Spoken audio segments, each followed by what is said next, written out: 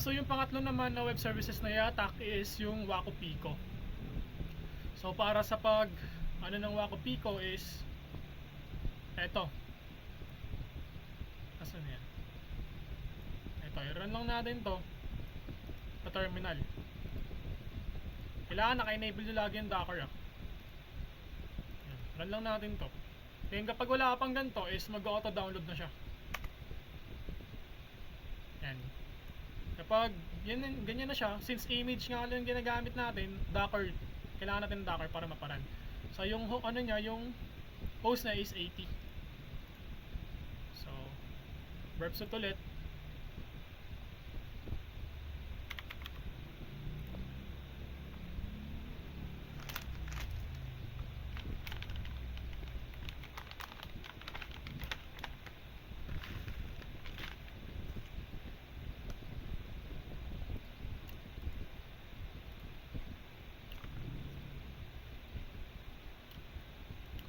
Yun sa Waco Pico. May naman tayo gumamit ng verbsuit, pero dito is nmap yung inaano niya.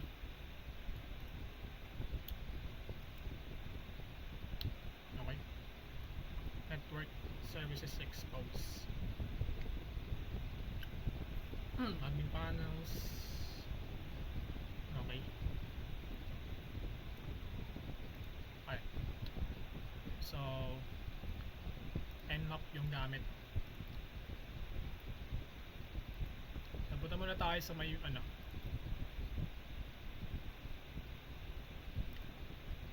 na lang din, boso na lang ng verbsuit para makita din natin dito yung kanyang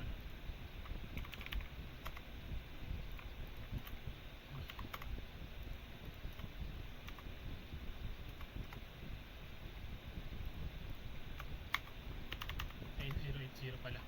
So yun, kailangan natin mag-login.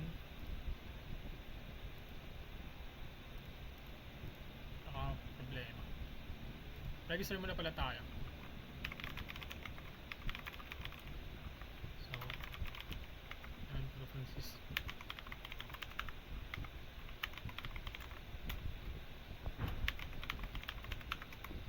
Yan. So dito excuse me. So dito nakalagi na tayo, meron tayong 100 trade box na may spend. So sa mga recent picks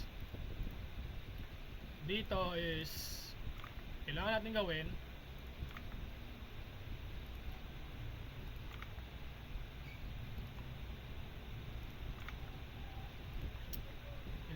gawin yung vulnerabilities network services exposed.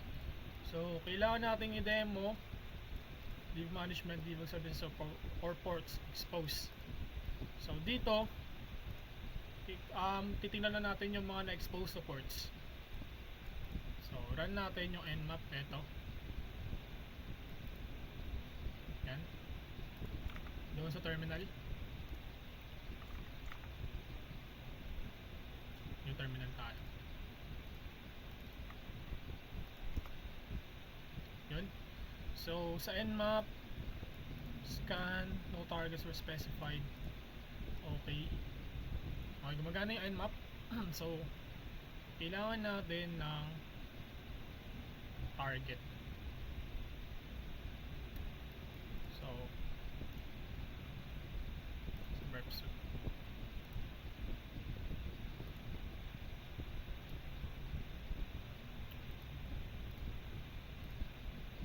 So dito vulnerable nya. Okay, kailangan ma-expose daw yung mga admin.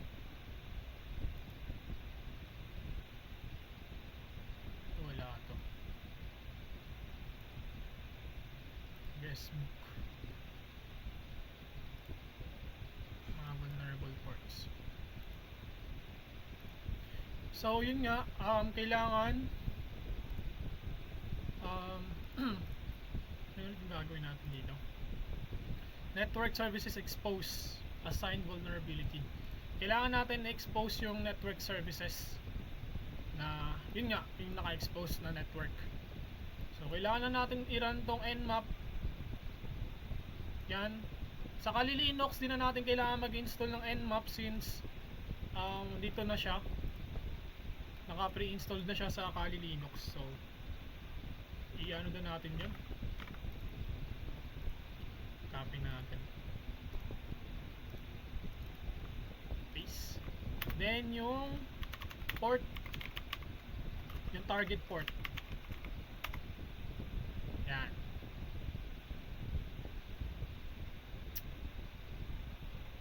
Ito natin, yun is merong ito exposed na ano, na port. Then ano pa ba kailangan natin gawin? Yan, run nmap, quick mitigation, close and bind management. Okay. Ano pa ba? Makikita ba natin yan dito? So for example, nakita ba natin dito yung port? Dito eh. Dapat anong iba? Tingnan natin sa repeater. Guestbook 800.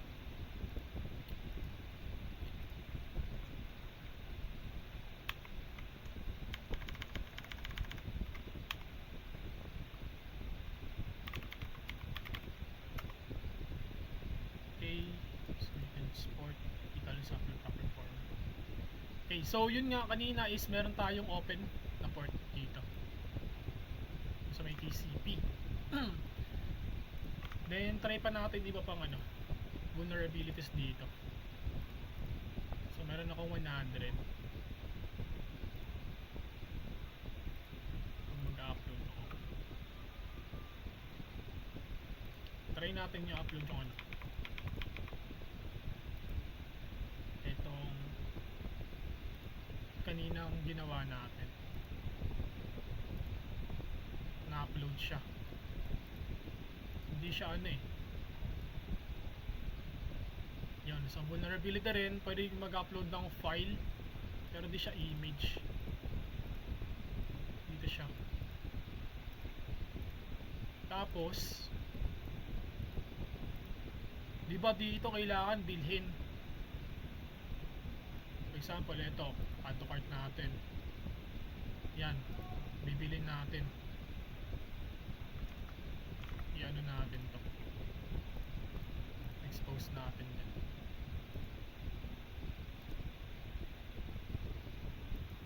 Okay, proxy. Yan, sa may flower tayo, sa may cart, dapat sa cart to eh. Yan, sa dito confirmation, may admin. Okay, pang admin, okay. Confirm natin. Pag binili natin siya, pwede natin siyang i-save. Save. Kahit di na natin siya pwede, kahit di na natin siya bilhin. Kasi pag dito, anong purpose kapag binili? Meron ka na. Same lang din. So kahit di mo siya bilhin, meron siyang business logic. Kahit dito ka, pwede mo save eh. Yan. So meron ako 60. Try natin intercept yung ano kanina. Masisend din ko sa ibang user eh. Pick ID. View recent. Send natin to. Send to repeater.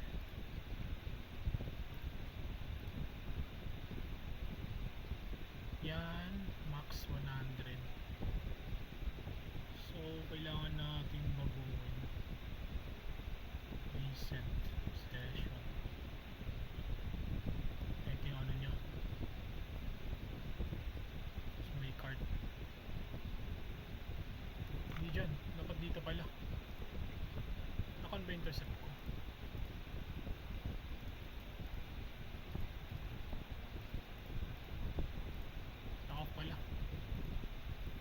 Yan, intercept tayo ulit. Na-off pala yung intercept kanina. Ito additional ano lang din. Additional. So, sa mga peaks, talaga magana sa reset. Ulit tayo ng ano. Ay, kung natin intercept. Mabagal siya. Off muna natin.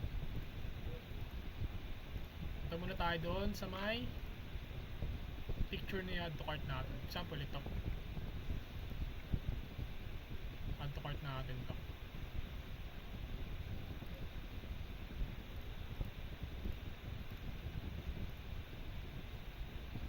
Add to cart natin. Bilhin natin siya. Then purchase natin. Pagka-purchase,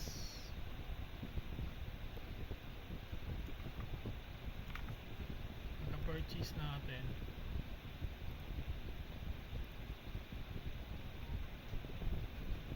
pero nako yung intercept. So may rate limit din siya, di siya gumagana kanina kapag ano eh. So may purchase, add natin sa repeater. Tapos fetch user 1.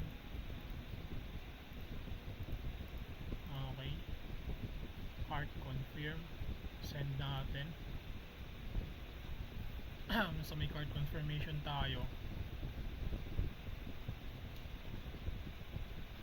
Yung purchase the following pictures. So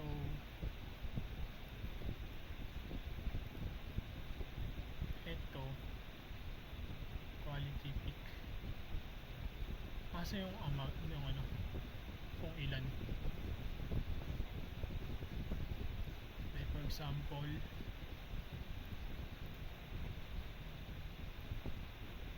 okay, yun na siya.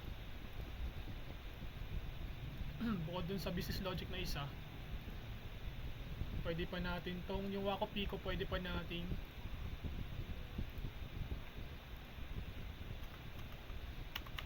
8008 to, diba?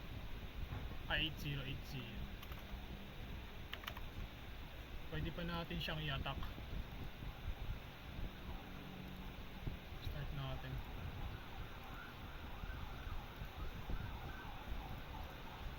Hyper attack na tayo.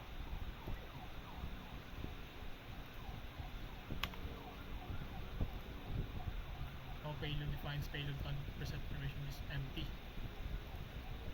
Ayun ka na tayo. Ano mas maganda?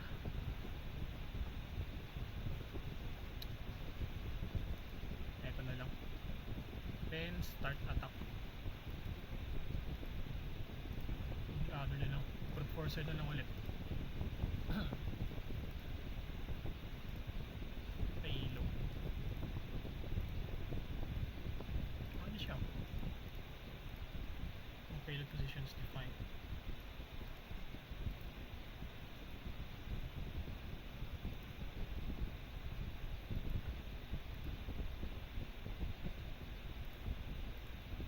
Validate. So brute forcer.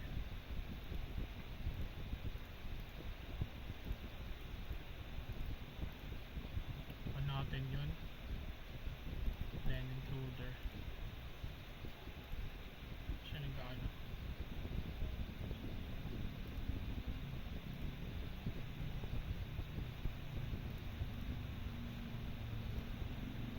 Okay. So dito, di siya na ano, or baka may mali ako dito sa post. Okay naman siya, 8080. Okay. So di natin siya na ano. So yung ano lang natin is na-expose lang natin yung business logic flow, which is pwede nga rin tong i-save. Then yung network na unsecured kanina, which is nakita natin sa nmap. Yan.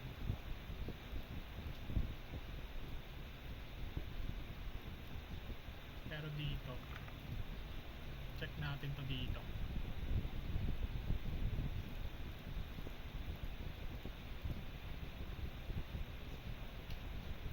Sa rule. HTTP. Send. Ay, submit natin. Yan. Submit natin sa repeater. Send. Then pagka send, name, admin, password. Okay. Input sa admin value submit. Admin. Name.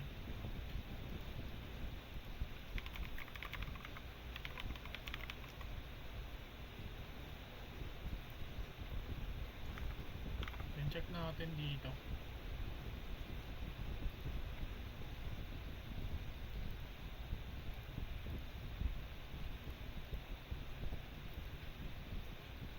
Tinry natin.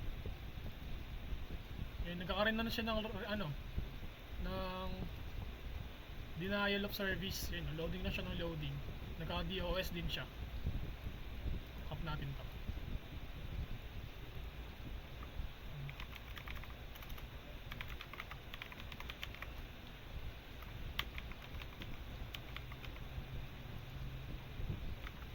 Then, ano natin reset.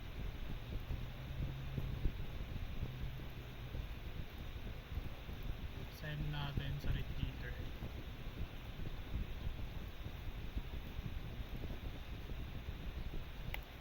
And send.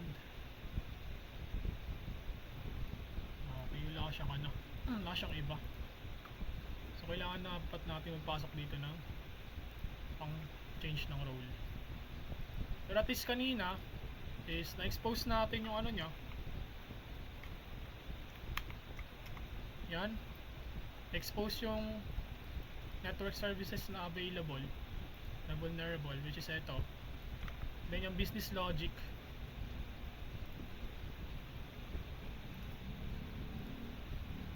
Karoon na siya ng ano. Then nagkaroon siya ng denial of service kanina. Ngayon nga rin natin napan pa ata eh.